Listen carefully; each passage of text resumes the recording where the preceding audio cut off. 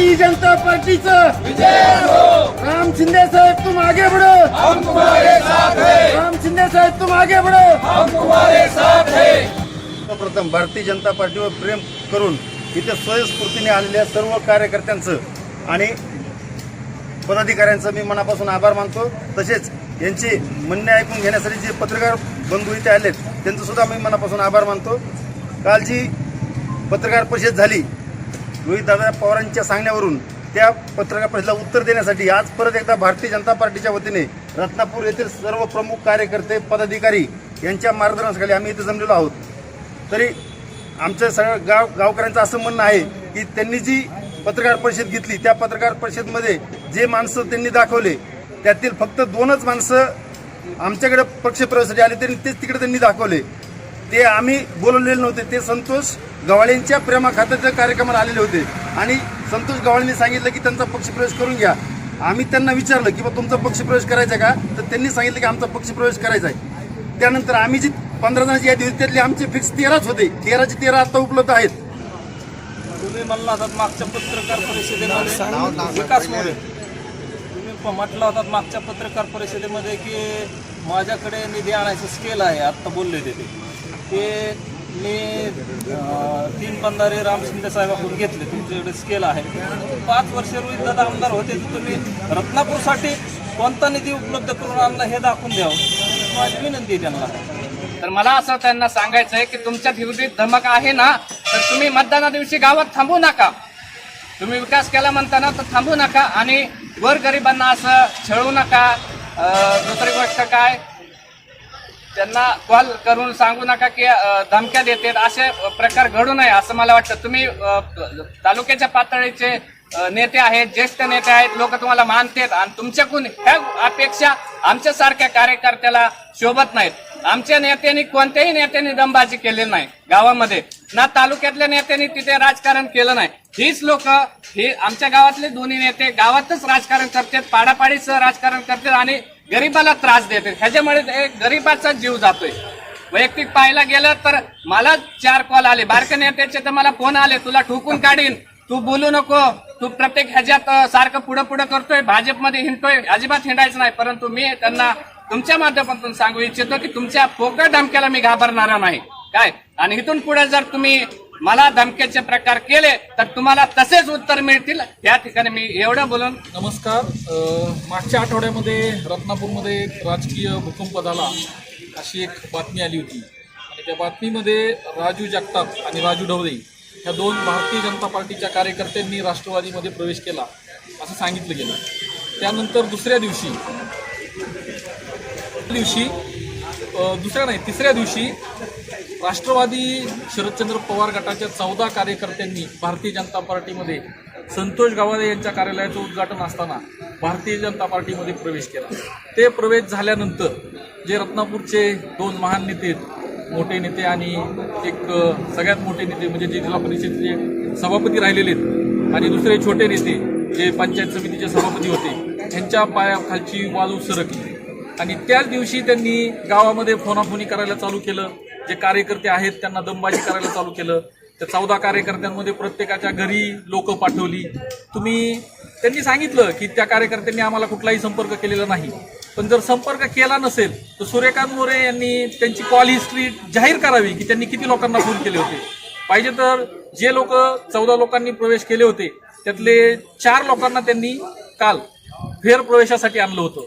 आणि दुसरं त्यांनी एक प्रकार त्याच्यामध्ये केला की ही तुमच्या न्यूजमध्ये आलेली यादी आहे की ज्या लोकांचे प्रवेश 14 लोकांचे प्रवेश भारतीय जनता पार्टीमध्ये झाले होते आणि जी बातमी पब्लिश झाली होती ती यादी आहे. ह्या यादीमध्ये सगळ्यांची नावं आहेत.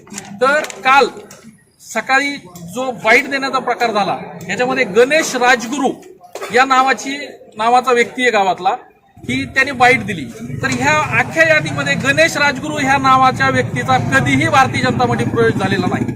तो 10 वर्षापासनं, त्याचं वय 20-22 असेल आणि तो 10 वर्षापासनं राष्ट्रवादीचंच काम करतोय. त्यामुळे त्याचा भारतीय जनता पार्टीमध्ये कधी प्रवेश झालाही नव्हता आणि त्याची बाईट त्यांनी दिली. दुसरा व्यक्ती नाना पवारचं ह्या यादीमध्ये कुठं नाव दिसतंय का बघा. तुम्ही कालची बाईट जर चेक केली तर त्याच्यामध्ये नाना पवारचा फेरप्रवेश असा उल्लेख केलेला आहे. माऊली मोरे यांचा फेरप्रवेश असा उल्लेख केलेला आहे. ह्याच्यामध्ये माऊली मोरे यांचं नाव आहे का बघा. अजून तुम्हाला सांगतो आबासाहेब वारे यांचा फेरप्रवेश. आबासाहेब वारे हे तन मन धनाने आमच्या बरोबर आहे. पाहिजे तर आबासाहेब आजही ते आमच्या बरोबर आहेत. त्यांना कुणी बोलवलं नाही तरीही ते आज आलेले आहेत. आबासाहेब वारे तुम्ही फक्त नमस्कार करा त्यांना पत्रकार बंधूंना कळू द्या काय आहे ते. नमस्कार. तसं अजून एक आमच्याकडं देवीदास कुर्लेकर हे यादी तुम्ही बघा. देवीदास कुर्लेकर नावाच्या व्यक्तीने भारतीय जनता पार्टीमध्ये प्रवेश केला होता. देवीदास कुर्लेकर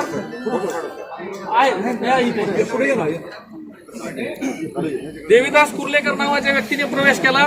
त्यांनी संतोष कुर्लेकर नावाची व्यक्ती काल क्लिप बाईट देण्यासाठी उभी केली आणि ह्या व्यक्तीचा फेरप्रवेश म्हणजे यांनी गांडवा गंडवीचा कार्यक्रम आता जामखेडमध्ये चालू केलेला आहे. जी गांडवा गंडवी खेडपासून चालू झाली होती त्याचं लोन आता रत्नापूरपर्यंत पोहोचलंय आणि गांडवा गंडवी चाललेली आहे. आणि ही जे काल बोलत होते नेते छोटे नेते त्यांनी हा एकदम लबाडपणाचा प्रकार आहे. ह्यांच्या लबाडीचा धंदा फक्त 20 तारखेपर्यंत चालणार आहे. तुम्ही समोर येऊन खरं बोला की संतोष कुर्लेकर कोण आहे. तुमचा देवीदास नाही संतोष कुर्लेकर आणि देवीदास कुर्लेकर मधला फरक त्यांना ओळखा म्हणावं. गणेश राजगुरूचा प्रवेश कधी झाला होता हे त्यांनी सिद्ध करावं. अजून सुनील जाधव हे आमच्या बरोबर आहेत. सुनील जाधव सुनील नमस्कार.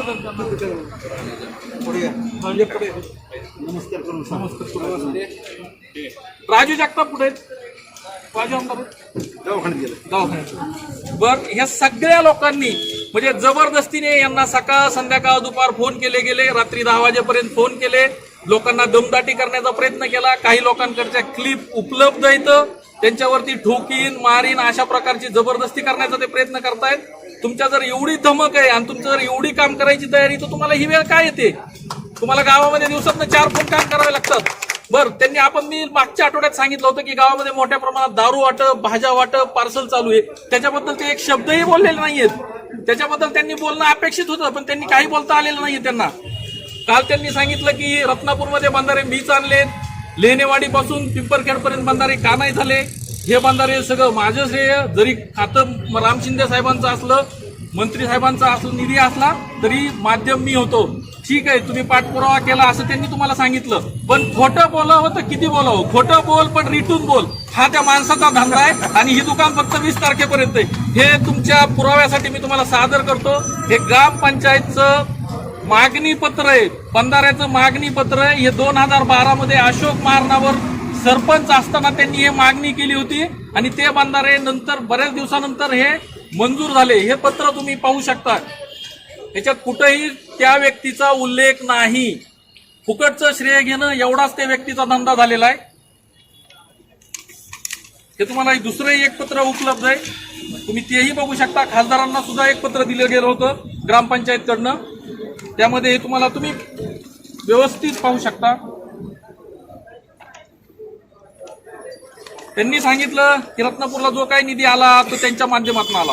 तर मला त्यांना दोघंही महान नेते मोठे नेते तरी एक छोटा कार्यकर्ता म्हणून मला एक प्रश्न आहे त्यांच्यासाठी की रत्नापूरमध्ये राम शिंदे साहेब मंत्री असताना राम शिंदे साहेब आमदार असताना बंधाऱ्यांची कामं झाली रस्त्यांची कामं झाली जलजीवनचं मिशनचं मोठं काम आता खासदार सुजयदादा विखे पाटील यांच्या माध्यमातून झालं.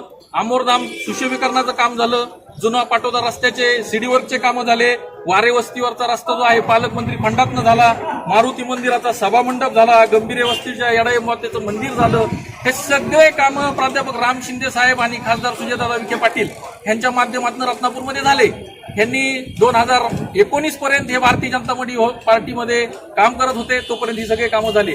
जर ह्यांच्यामध्ये काम करण्याची खूप धमक होती खूप इच्छा होती खूप ह्यांचं क्रेडिट होतं. 2019 पासून हे दोन्ही नेते आमदार रोहितदादा पवार यांना 2 खिशामध्ये घेऊन फिरत होते. तर 2019 पासून 2024 पर्यंत यांना साधं महादेवाचं मंदिर गावामध्ये आहे. तुळजाई मातेचं मंदिर आहे. लक्ष्मी मातेचं मंदिर आहे. ह्या एखाद्या मंदिराला तरी एखादा सभामंडप आणणं झालं का. तुम्ही 1 लाख रुपयाचा तरी निधी रत्नापूरमध्ये मागच्या 5 वर्षात आणलेला आहे का तुम्ही. म्हणजे त्यामुळे तुमची कुठल्याही रत्नापूरमध्ये राम शिंदे साहेबांनी केलेल्या कामावरती बोलण्याची तुमची योग्यता नाही. तुम्ही त्यांच्यावरती बोलू नका. तुम्ही फार तर फार तुम्ही आता ह्या गाडीतनं पुण्याला सिग्नलला उतरत असतात, तुम्हाला उद्या मुंबईमध्ये उतरून देतील, एवढंच होईल. ह्याच्या पलीकडे काही होणार नाही. त्यामुळं तुम्ही सुद्धा, आमचं आव्हान आहे की तुम्ही सुद्धा एक भूमिपुत्र म्हणून राम शिंदे साहेबांना मतदान करावं आणि जास्तीत जास्त मताने लीडने निवडून तुम्ही देण्यासाठी मदत करायला पाहिजे.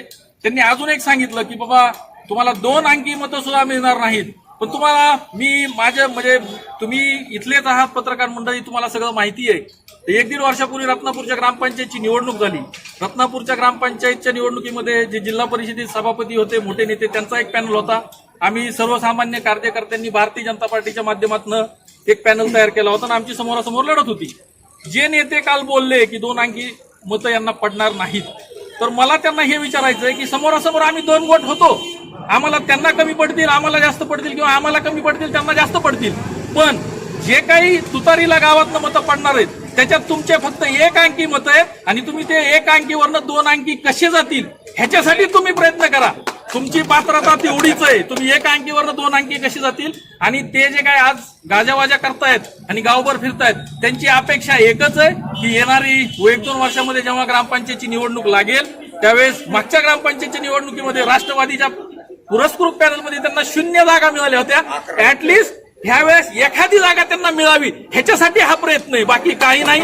त्यांनी तो प्रयत्न जरूर करावा आणि त्या प्रयत्नासाठी आमच्या तुम्हाला शुभेच्छा आहेत. आणि गावामध्ये त्यांनी खूपच वाटत असेल तर गावामध्ये राम शिंदे साहेबांचे काय काम आहेत आणि समोरच्या रोहित पवारांचे किती निधी तुम्ही गावामध्ये आणलाय हे त्यांनी जाहीर करावं.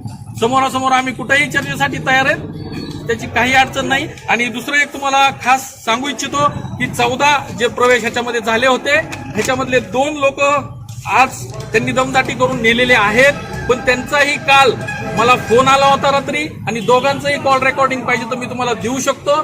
त्यांनी मला सांगितलंय की आम्ही तुमच्या बरोबरच आहोत आणि मी आता इथून पुढे सांगतो की आम्ही आता गावातल्या सर्व कार्यकर्त्यांनी निर्णय घेतलाय की पक्ष प्रवेश करून लोक आम्ही कुठेही उघडे करणार नाही आणि त्यांच्यावरचं दबाव तंत्र वाढवणार नाही. ह्यांचा खोटं बोल पण रेटून बोल एवढाच धंदा आहे. ह्यांच्याकडे दुसरं कुठलंही भांडवल नाही आणि कुठलंही गावामध्ये काम नाही. त्यामुळं त्यांनी त्यांचं आता दुकान आवरावं